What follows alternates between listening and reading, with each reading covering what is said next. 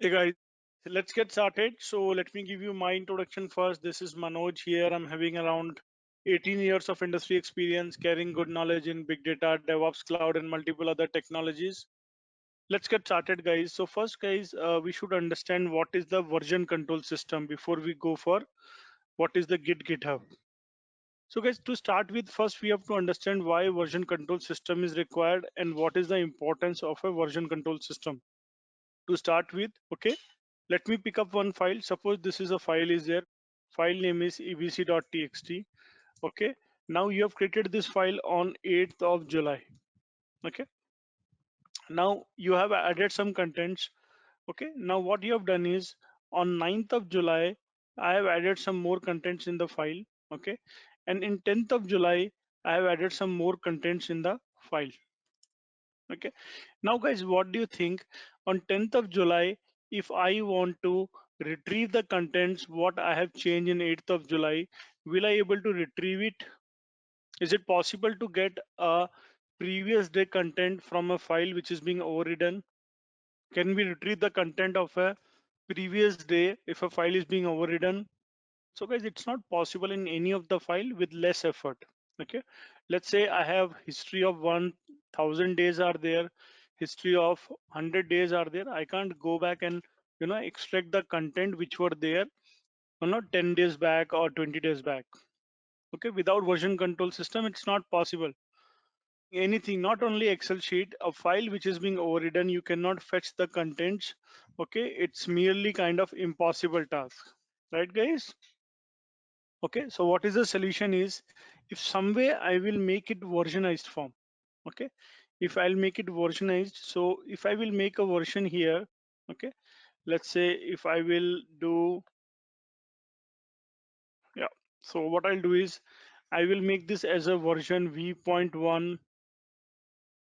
Okay, if I'll make this as a v1.1, okay, and then the next version if I'll be making it here as a v1.2, then if I'll making a version here v1.3,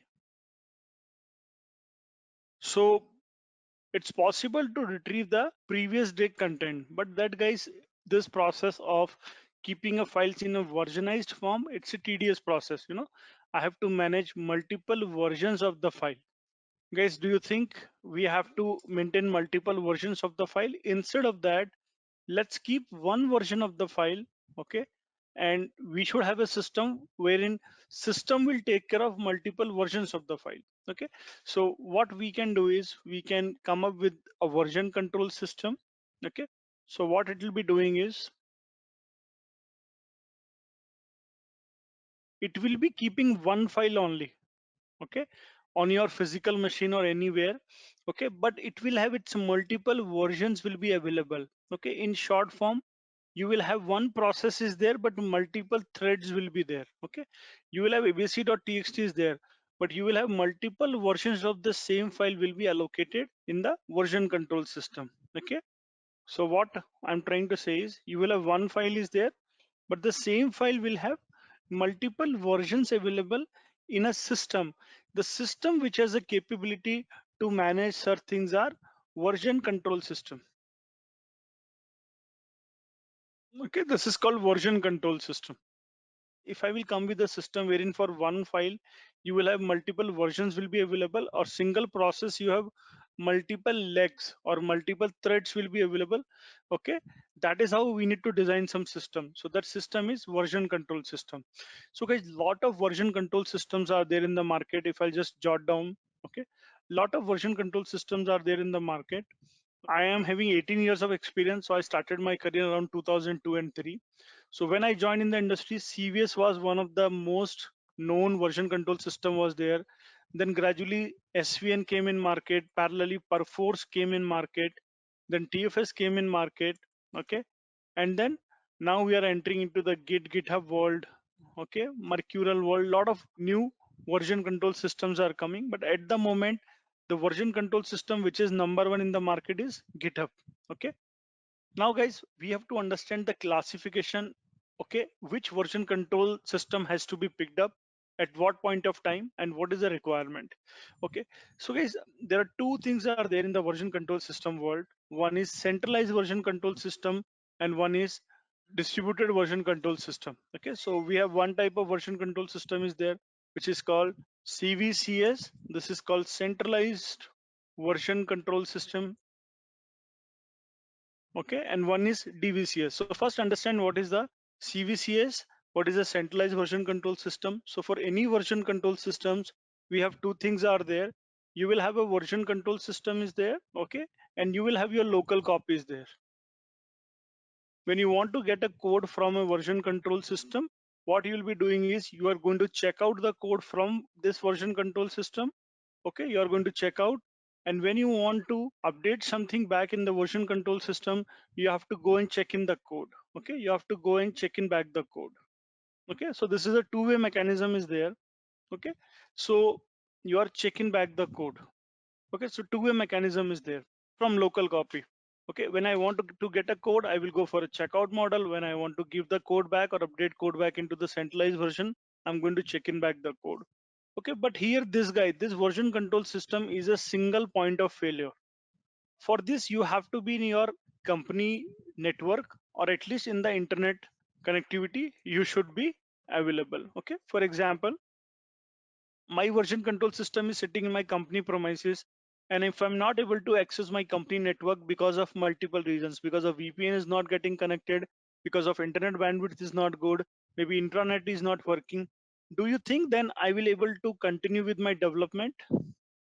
If this guy will not be available, okay, do you think will I able to continue with my version control system development? No. Now guys, suppose nowadays, we all are impacted because of corona outbreak, and people are working from their native places wherein connectivity is not good. So if connectivity is not good, definitely will not able to connect to this guy. Apart from that, the country which we are staying, like India, the distances from South India to North India is too much. If you go by train, it takes 40 to 45 hours from one corner to another corner. So we are actually losing out 2 days of time. Okay, if we are actually traveling through train, and if 2 days you don't have network, you can't do a development. So what is the solution to the problem? Solution to the problem is, let's make your local copy as a local repository. Okay, let's make distributed ways of working. Okay, there should be not be a single point of failure. People should work locally. Okay, and their local copy should be treated as a local repository, right? So that is only the model which is being suggested in the market. Okay, so what we can do is we can make each and every copy of a developer machine dev local copy as a local repository. So let's make this local copy equivalent to a local repository. Okay, and if I have multiple developers, they are working together, let them work together on their local premises. Okay, because their local copies will be treated as a local repository.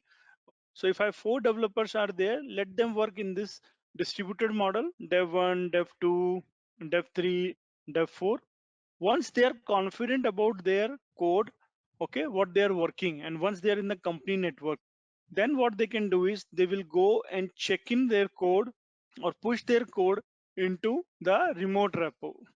Okay, then they can check in back their code to, or push their code to the remote repo.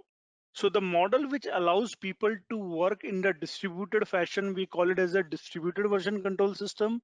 The model wherein we have single point of failure is there, we have centralized component is there, which is controlling your development. That is called centralized version control system. So this system, what is allowing people to work parallelly in a distributed fashion, we call them as a distributed version control system. Okay, so this is the major difference. So guys, the tools like SVN is there, okay, and CVS is there, and maybe a TFS is there. They are centralized version control system. Okay, the most famous tool which is Git and Git other flavors or Git repositories like GitHub, they are the part of distributed version control system. Okay, in the DevOps world, we encourage people to work more, to utilize their time, to work parallelly and distributed fashion. That's why in the actual DevOps world, distributed version control systems are being recommended to use. Okay, so guys, let's move on. So another topic is, every DVCS will have a three tree architecture. Okay, so as I told, your CVCS will have a centralized version control system is there, and you will have your local copies there. Okay, so this is called two-tree architecture. This is called two-tree architecture. Okay, so we have one more type of architecture is there called three-tree architecture. What is a three-tree architecture?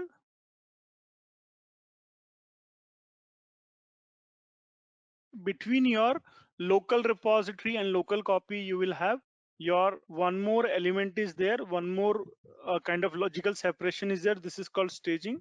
So between your local copy and local repo, you will have one more logical separation is there called staging. So before you move your code to the repo, you have to move your code into a staging area. Okay, and then once you are confident about your code, then you can move your code to a remote repo. Okay. Okay, so remote repo is a part. Okay, so your CVCS model, it's a two-tree architecture wherein your DVCS or local repo is a three-tree architecture because one more element is added as a staging. Why staging is added? Staging helps you to keep your work aside when it is not required. For example, you are developing 3 4 files. After a certain point of time, you thought that, hey, one file is not important for me now. You can keep it aside in somewhere staging area. Okay, staging has a logical separation is there called stash. Okay, you can move your code into the stash. Okay, as and when you want, you can bring it back to the staging area. Okay, but we will not go in that discussion for now. What I'm trying to say is we have three-tree architecture is there in this local repository method, wherein the traditional ways of working, we have two-tree architecture is there. Okay, so we will discuss here what is a version control system, what is GitHub, what is Git, features, commands. Okay, so I've explained you what is a version control system. Version control systems will help you to keep track of your changes different point in time. Okay, now why version control system? You have multiple tasks are there, so if you want to combine that task, you have to maintain multiple versions. Okay, so to maintain the multiple versions, you will need to require a repository. Okay, now like instead of taking the backup, we can make them as a local repository. Okay, so all these things we have discussed. So multiple tools are there for version control system, guys. Git is there, CVCS is there, Mercurial is there. Okay, so Git and Mercurial, they are DVCS is there, subversion and CVS, they are centralized version control systems are there. And this is kind of popularity of the Git. So you can see here Git is the most popular version control system.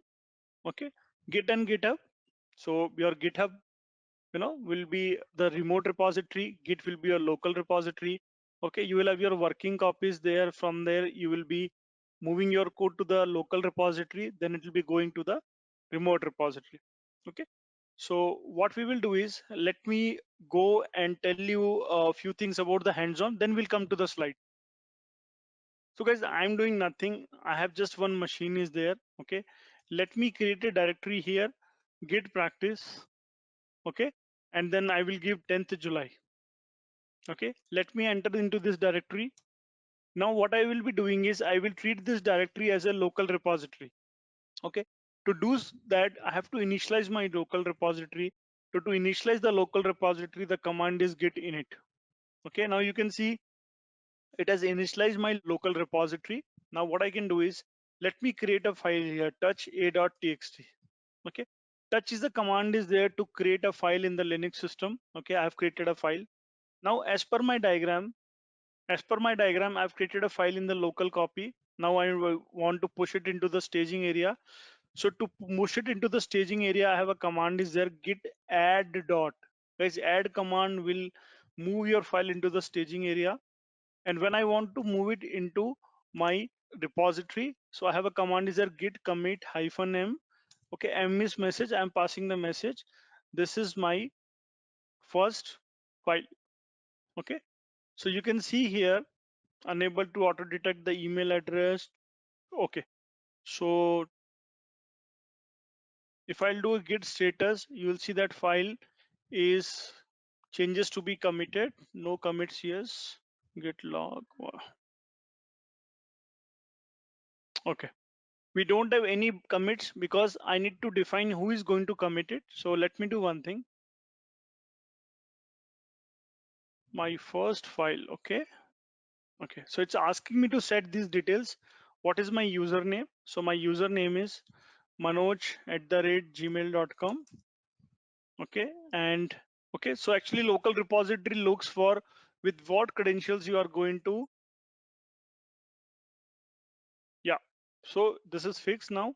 Now if I'll type command git commit -m my first file, so what it will be doing is it will be committing my file into my local repository. So you can see here, this is being committed.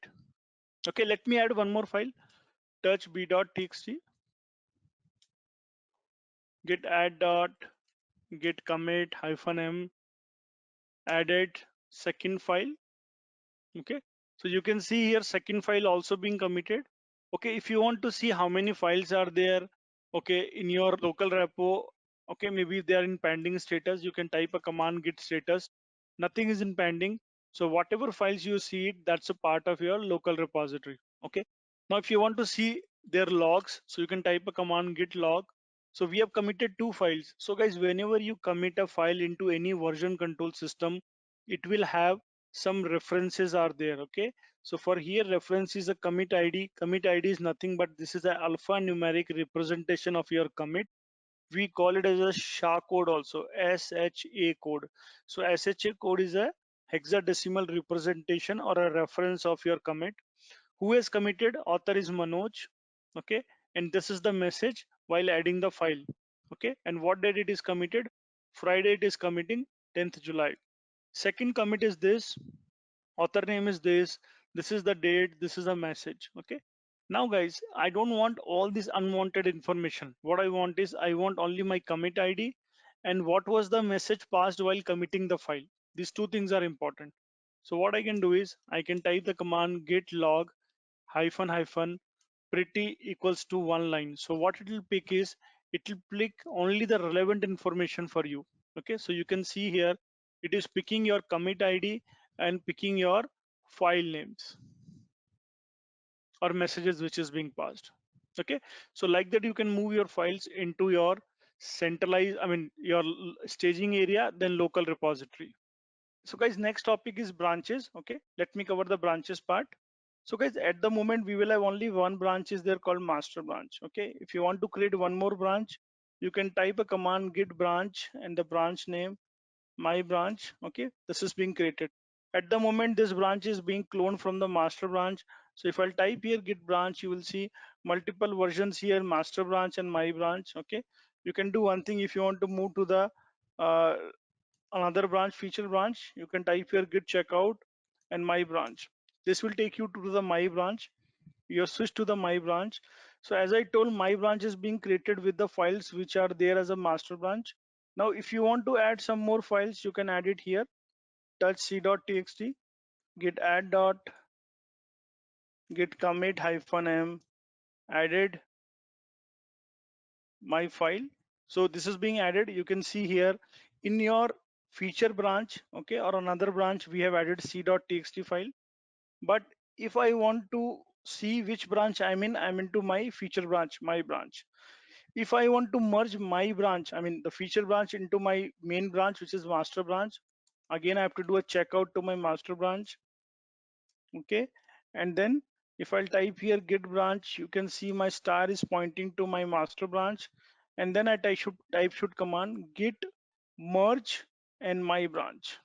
So what it will do is it will merge your c.txt file of my branch into my master branch. Okay, you can see this is a fast forward merge. Now guys, I will show you a scenario wherein conflict should come.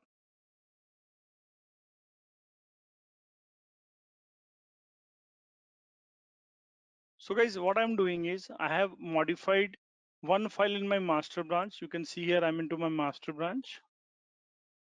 Okay, I'm into my master branch. I modified it. Now let me create one more branch, git branch, feature branch. Okay, now what I'll do is I will check out to this branch. I've checked out with this branch. Yeah, switch to my feature branch. Okay, if I'll type here git branch. Okay, now what I'll do is I'm going to modify the same file which were modified in the master branch, git a.txt. Okay, I will come here, I will say this is my feature branch. Okay, so I was telling you that like if I will go and edit this file, so I have already edited this file. Now what I must be doing is I'll be going back to my master branch, git checkout master branch. Okay, and then you can see here, like in the master branch in a.txt, I put some of the text, and in the feature branch, I put different text, but same line and same file. Okay, so when I'm going to merge from feature branch to master branch, ideally I should get conflict, right? So what do you think, guys? Will I get a conflict? Let's see, guys, whether we'll get the conflict. So already up to date. Okay, so we didn't get any of the conflict. Okay, let me see what contents are there. You can see this is my feature branch, so no conflict. Okay, so guys, the reason is at the moment feature branch knows what is the current state of your master branch, so that's why there is no conflict. So people have a myth is there, you know, if we have a feature branch is there, some changes are in the feature branch, if I'll merge it to the master branch, I'll get a conflict, but that is not the case here. Okay, there is a different kind of situation is there wherein people will get the commits or conflicts. Okay, let me show you what is the scenarios are there. Okay, so let's do one thing. You know, you have this master branch is there. Okay, and from the same master branch we have created two feature branches, feature branch 1 and feature branch 2. So at the moment feature branch 1 and feature branch 2 both are cloned from the master branch. Now if I get a change here, okay, in a.txt file, okay, and if I get a change from feature branch 2 in the same file, okay, so we'll see when the conflict will come. When a.txt file of a feature branch will be merged to the master branch, you will not see any conflict. The moment a1.txt of the feature2 branch will be merged into the master branch, you will see the conflict. Why conflict has come? When you are merging a.txt of the feature branch, that knows the state of the master. But when I move to the feature branch 2, you will not see the state of the master. Feature branch 2 doesn't know what is the current of the state of the master, because master has been changed after feature branch 2 has been created. Okay, so always remember, guys, conflict come when any branch doesn't know what is the state of the branch where I'm going to get merged. Okay, state of the master matters, right? So what I'll do is quickly we'll show you this use case so that we will be clear with what is the conflict. Okay, so we have git branches there. Okay, we have a master branch. Let me make some changes in the v.txt file. I will say here, this is my master branch. Let me save this change. Git add dot git commit hyphen m added v.txt. Okay, so if I'll do git status on my master branch, nothing to commit. Now if I'll do git branch, okay, and I'll create feature 1 branch, I will create feature branch 2. Okay, so with this scenario, I have one master branch is there, I have two feature branches are there. Okay, now what I'm going to do is I'm going to make a change in feature branch 1 and feature branch 2, then I'm going to merge them one by one. Okay, now let me switch to my feature branch 1.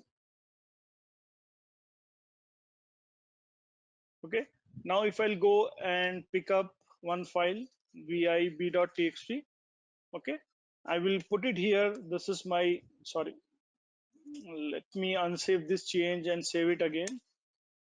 Okay, and I will go in here, I will say this is my fb1 branch. I've saved the changes, let me add them, let me commit them, added my fb1 change. Okay, now let me do one thing. At the moment I'm in fb1 branch. Let me go to fb2 branch, git checkout. Okay, and I'll make the same change here. I'll go to b.txt. Okay, and then I will go here and I will say here this is fb2 branch.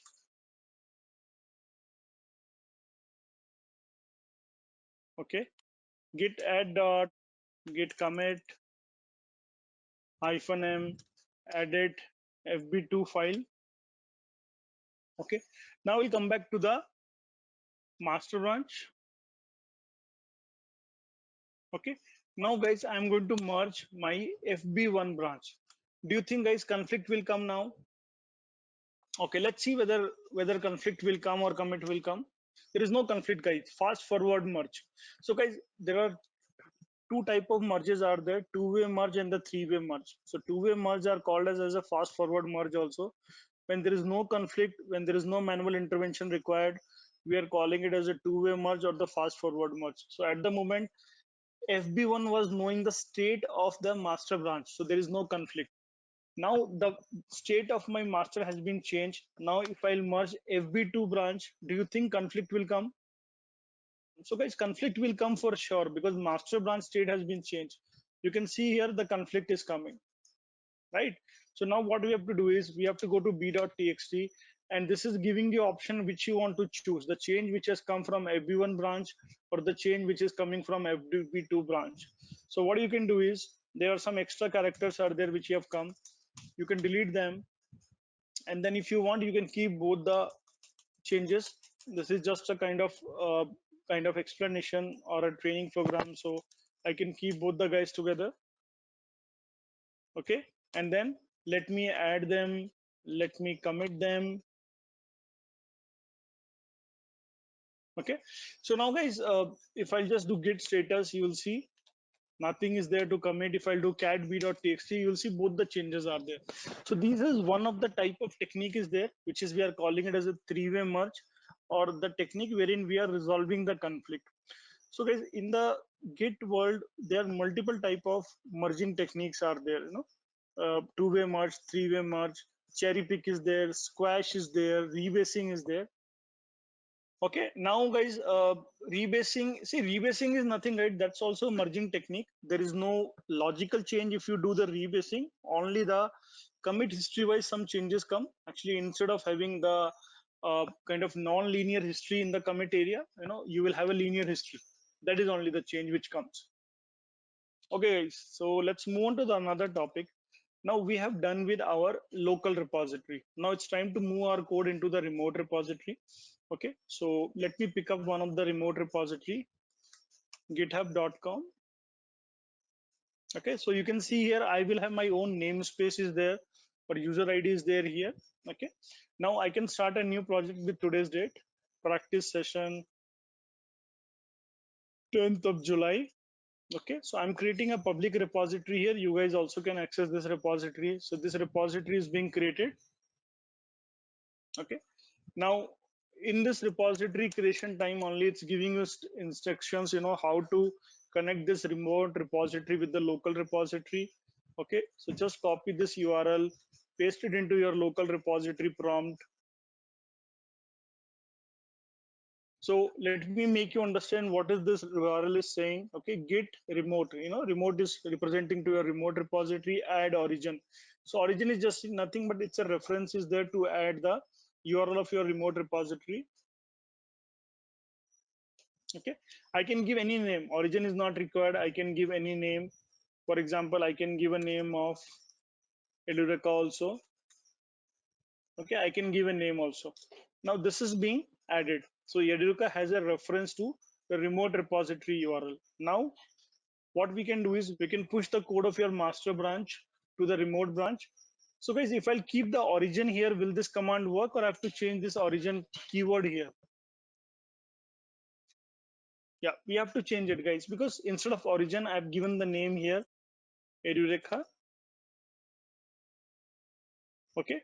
Now, since someone is pushing the code to my repository, though it's a public, but I'm not publicly, you know, given access to anyone to write it over there. Okay. So I have to give my repository details. This is my username. Okay. And this is my password. So it's pushing the repo into my remote repository. Let me come here and refresh here. Okay, so you can see here my code has come a.txt, b.txt, c.txt. b.txt has two commits are there, or two lines are there which we have used it during the conflict resolution time. But at the moment, it has pushed only one branch because I pushed only one branch. If I want, I can push my other branches also. Get same thing, same command. Instead of master, I can give FB1 if you want. Same thing it will ask for.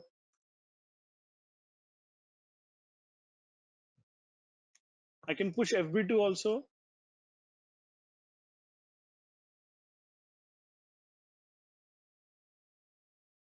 Okay, you can see here you will have FB1, FB2, anything. Okay, so push command is being used to push any of your file into the remote repository. Let's say you added something in your master branch. Okay, let me add new file here. Go to add file. Okay, create a new file. I will add a file here, d.txt. Okay, I will put some content here, test contents.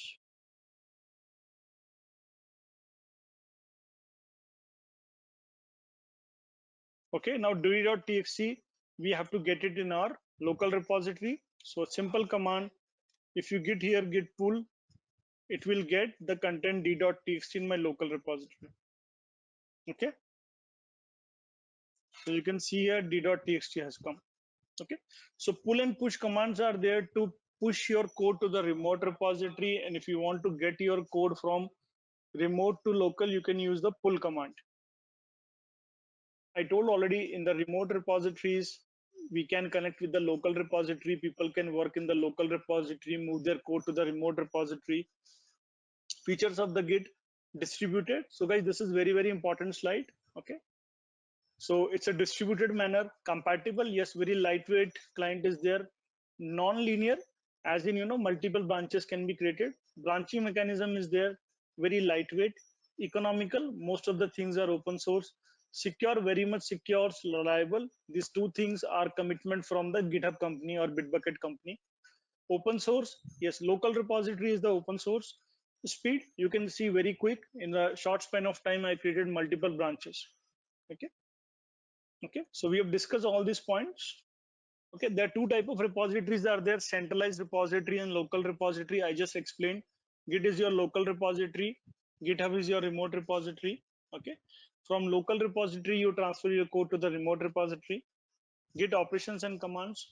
So we have discussed about Git initialization to initialize the commits. Okay, add origin, push pull command, status, add commit, branch, merging, rebasing. As I told, rebasing is a way of merging. Okay, but it doesn't have any logical changes to be happen on the repository side. It has more fancy changes or cosmetic changes are there which has to happen. Okay. Okay, so we have discussed all these commands, guys: git add, git status, git commit. Okay, these all these things we have discussed. So this is very important slide. Okay, you want to add the files, you can do add. You want to commit your files, you can commit. You can push your files, you can pull your files. If you want to switch from branches, you can do git checkout, or you can go with git merge. Okay, that's all, guys, about this session. Thanks for joining the class, guys. Bye for now. Enjoy your day and evening. If you're in different time zones, have a great day. Thanks. Bye for now.